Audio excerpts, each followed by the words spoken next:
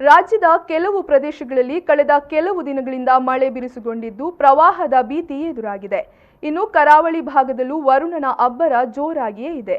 ದಕ್ಷಿಣ ಕನ್ನಡ ಜಿಲ್ಲೆಯಲ್ಲೂ ಮಳೆರಾಯನ ಅಬ್ಬರ ಜೋರಾಗಿದ್ದು ಸುಳ್ಯ, ಪುತ್ತೂರು, ಬೆಳ್ತಂಗಡಿ, ಬಂಟ್ವಾಳ, ಮಂಗಳೂರು ಪ್ರದೇಶದ ಕೆಲವು ಭಾಗಗಳಲ್ಲಿ ನೆರೆ ಆವರಿಸಿದೆ. ಇದರಿಂದ ಜಿಲ್ಲೆಯ ಜನತೆ ಆತಂಕದಲ್ಲಿದ್ದಾರೆ.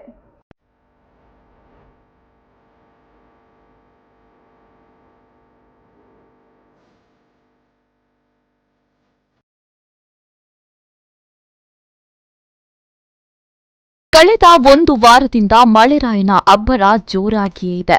ಕರಾವಳಿ ಮತ್ತು ಮಲೆನಾಡು ಪ್ರದೇಶಗಳಲ್ಲಿ ಮಳೆ ಜೋರಾಗಿದ್ದರಿಂದ ನದಿಗಳು ತುಂಬಿ ಹರಿತಾ ಇದೆ. ಇದರ ಜೊತೆಗೇನೆ ನದಿ ಪಕ್ಕದ ಕೆಲವು ತಗ್ಗು ಪ್ರದೇಶಗಳು ಜಲಾವೃತಗೊಂಡಿದೆ. ಪುತ್ತೂರು ಭಾಗಗಳಲ್ಲಿ ಮಳೆ ಬಿರುಸುಗೊಂಡಿದ್ದು ಪುತ್ತೂರು, ಪೆರಿಗೇರಿ, ಸುಳ್ಯಪದವು ರಸ್ತೆ ಮತ್ತು ಪುತ್ತೂರು ಕಾವು ಈಶ್ವರಮಂಗಲ ರಸ್ತೆಗೆ ಸಂಪರ್ಕ ಕಲ್ಪಿಸುವ ಪಟ್ಟೆ, ಗೆಜ್ಜೆಗಿರಿ, ಈಶ್ವರಮಂಗಲ ರಸ್ತೆ, ಪಟ್ಟೆ ಸಮೀಪ ಹೊಳೆಬದಿಯಲ್ಲಿ ಬಿರುಕು ಬಿಟ್ಟು ಅಪಾಯದ ಸ್ಥಿತಿಗೆ ತಲುಪಿದೆ.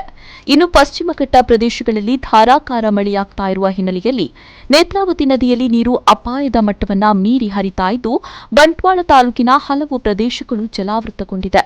ನೇತ್ರಾವತಿ ನದಿಯಲ್ಲಿ ನೀರಿನ ಅಪಾಯದ ಮಟ್ಟ 8.5 ಮೀಟರ್ ಆಗಿದ್ದು ಇಂದು ಬೆಳಗ್ಗೆ 9 ಗಂಟೆಯ ವೇಳೆಗೆ ನೇತ್ರಾವತಿ ನದಿಯಲ್ಲಿ 9 ಮೀಟರ್ ಎತ್ತರದಲ್ಲಿ ನೀರು ಹರಿತಾಯಿತು. ಮಧ್ಯಾಹ್ನ 12 ಗಂಟೆಯ ವೇಳೆ ನೀರಿನ ಮಟ್ಟ 9.2 ಮೀಟರ್ಗೆ ಏರಿಕೆಯಾಗಿದೆ. ನೀರಿನ ಮಟ್ಟ ನಿಧಾನವಾಗಿ ಏರಿಕೆಯಾಗ್ತಾ ಇದ್ದು ಇನ್ನಷ್ಟು ಪ್ರದೇಶಗಳು ಮುಳುಗಡೆಯಾಗುವ ಭೀತಿಯನ್ನ ಎದುರಿಸ್ತಾ ಇದೆ. ಬಂಟ್ವಾಳ ತಾಲೂಕಿನ ತಗ್ಗು ಪ್ರದೇಶಗಳಾದ ಗೂಡಿನಬಳ್ಳಿ, ಬಂಟ್ವಾಳ ರಸ್ತೆ, ಬಡ್ಡಕಟ್ಟೆ, ಅಜ್ಜಿಲಮೊಗರು, ಆಲಡ್ಕ-ಪಡ್ಪು, ಆಲಡ್ಕ, ಬೋಗೋಡಿ, ಪಾಣೆಮಂಗಳೂರು ಸಹಿತ ಹಲವು ಪ್ರದೇಶಗಳು ಜಲಾವೃತಗೊಂಡಿದೆ. ಈ ಪ್ರದೇಶಗಳ ಹಲವು ಮನೆಗಳು, ಅಂಗಡಿಗಳಿಗೆ ನೀರು ನುಗ್ಗಿದ್ದು ಹಲವು ಕುಟುಂಬಗಳನ್ನು ಸುರಕ್ಷಿತ ಪ್ರದೇಶಕ್ಕೆ ತೆರವುಗೊಳಿಸಲಾಗಿದೆ. ಬಂಟ್ವಾಳದ ಕುಕ್ಕಿಪಾಡಿ ಗ್ರಾಮದ ಸಿದ್ದಕಟ್ಟೆ ಚರ್ಚ್ ಬಳಿ ಅಂಗನವಾಡಿ ಕೇಂದ್ರದ ಆವರಣಗೋಡೆ ಕುಸಿದು ಬಿದ್ದು ಮಳೆ ನೀರು ಅಂಗನವಾಡಿ ಕಟ್ಟಡದ ಒಳಗೆ ನುಗ್ಗಿ ಮಣ್ಣಿನ ಗೋಡೆಯ ಹಳೆಯ ಕಟ್ಟಡಕ್ಕೆ ಅಪಾರವಾದ ಹಾನಿಯಾಗಿದೆ. ಹಂಚಿನ ಮೇಲ್ಛಾವಣಿಯೂ ಸಹ ಗಾಳಿ ಮಳೆಗೆ ಬೀಳುವ ಪರಿಸ್ಥಿತಿಯಲ್ಲಿದೆ.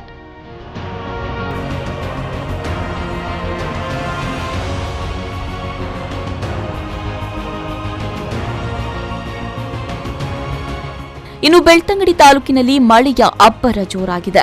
ಕೊಲ್ಲಿ ಕಾಜೂರು ನದಿಯ ಸುಮಾರು 5 ಮನೆಗಳು ಸಂಪೂರ್ಣವಾಗಿ ಜಲಾವೃತಗೊಂಡಿದ್ದು ಮನೆ ಮಂದಿಯನ್ನ ಬೇರೆ ಕಡೆ ಸ್ಥಳಾಂತರಿಸಲಾಯಿತು.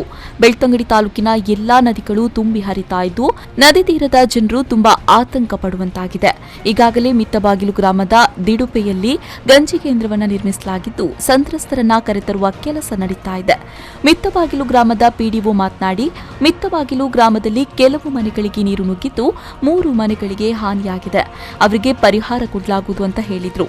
5 ತಾರೀಕಿನಿಂದ ಸತತವಾಗಿ ಈ ಮಿತ್ತಬಾಗಿಲು, ಮಲವಂತಿಗೆ ಗ್ರಾಮಕ್ಕೆ ಭಾಗದಲ್ಲಿ ಪಶ್ಚಿಮ ಘಟ್ಟ ವ್ಯಾಪ್ತಿಯಲ್ಲಿ ತುಂಬ ಮಳೆ ಆಗ್ತಾ ಇದೆ. ಹಾಗಾಗಿ ಈಗ ನೇತ್ರಾವತಿ ನದಿ ನಿನ್ನೆಯಿಂದ ತುಂಬ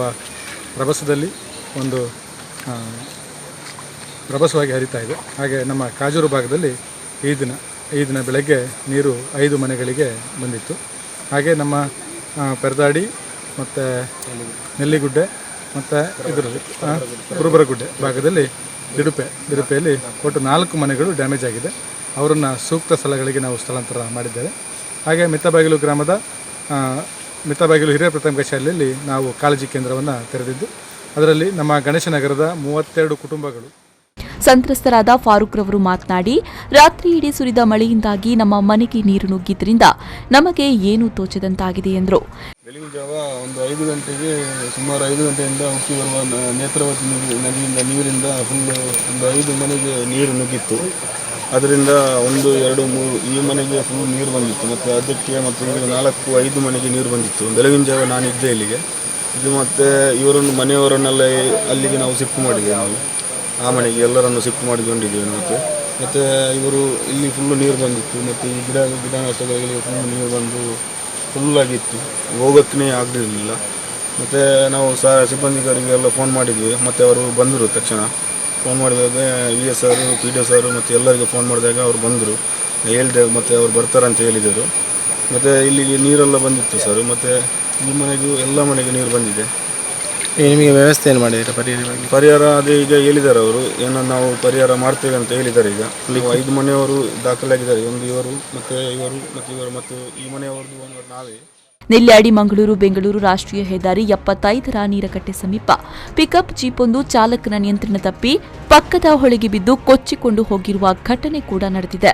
ನೆಲ್ಯಾಡಿಯಿಂದ ಉಪ್ಪಿನಂಗಡಿ ಕಡೆಗೆ ಬರ್ತಾ ಇದ್ದ ಪಿಕಪ್ ನೀರಕಟ್ಟೆ ಸಮೀಪದ ಕಾಂಚನ ಕ್ರಾಸ್ ಸಮೀಪ ಚಾಲಕ ಆರಿಫ್ ಕೋಲ್ಪೆ ಅವರ ನಿಯಂತ್ರಣ ತಪ್ಪಿ ಪಕ್ಕದ ಹೊಳೆಗೆ ಬಿದ್ದಿದೆ. ಆರಿಫ್ ರವರು ಪಿಕಪ್ ವಾಹನದಿಂದ ಹೊರಗೆ ಹಾರಿ ಅಪಾಯದಿಂದ ಪಾರಾಗಿದ್ದಾರೆ.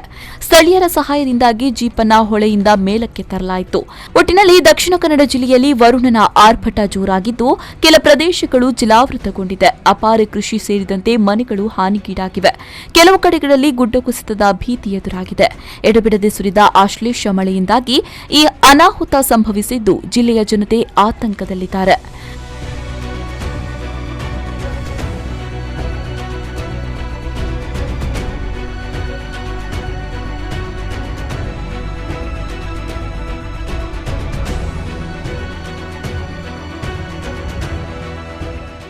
Bureau report V4 News 24/7 Mangaluru.